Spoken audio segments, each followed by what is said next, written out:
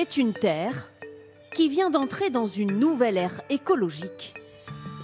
Dans le sud de l'Inde, cette région agricole, l'une des plus grandes du pays, est en pleine conversion vers une agriculture 100% naturelle, à rebours du modèle agricole indien. Une terre qui compte 8 millions de paysans, dont Surendra Reddy. Ce fermier a été l'un des premiers convertis. Depuis 4 ans, il cultive ses champs sans une seule goutte de produits chimiques. Au début, le passage à l'agriculture naturelle a été très difficile. Après des années d'utilisation de produits chimiques et de pesticides, ma terre était devenue comme morte, sans vie. Il a aussi abandonné la monoculture pour faire pousser sur ses terres côte à côte différents types de fruits et légumes. Des papayes, des tomates, des aubergines qui grandissent grâce à ce mélange à base de bouse et d'urine de vache. C'est l'autre principe de l'agriculture naturelle à laquelle il s'est converti. Répandues dans ses champs, ces déjections animales stimulent la vie microbienne sous le sol. C'est elle qui fait pousser les légumes et ça ne lui coûte rien. Aujourd'hui, je dépense moins et je gagne plus. Donc je vais continuer cette forme d'agriculture. Au total, près de 800 000 agriculteurs dans la région se sont convertis à une agriculture 100% naturelle. C'est le plus grand projet d'agroécologie au monde et c'est cet homme qui en est l'un des architectes. Vijay Kumar est conseiller agricole pour le gouvernement. C'est lui qui a promu le premier les principes de cette agriculture.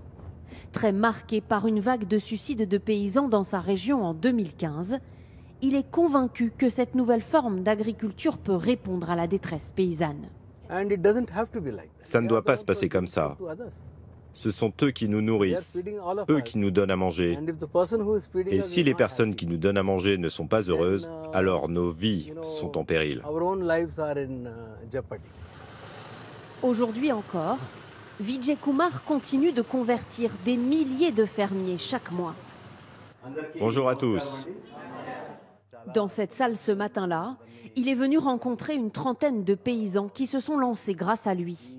Beaucoup ici ont fait le choix de cette transformation après avoir pris conscience de la nocivité des produits chimiques qu'ils utilisaient. Dans mon village, une centaine de personnes sont mortes d'un cancer. Je pense que c'est lié au fait qu'elles mangeaient ce qu'elles produisaient. C'était bourré de produits chimiques. Bien loin de l'agriculture industrielle, ce projet passionne ce chercheur français. Avec d'autres scientifiques, Bruno Dorin, installé en Inde, étudie régulièrement sur le terrain cette forme d'agroécologie.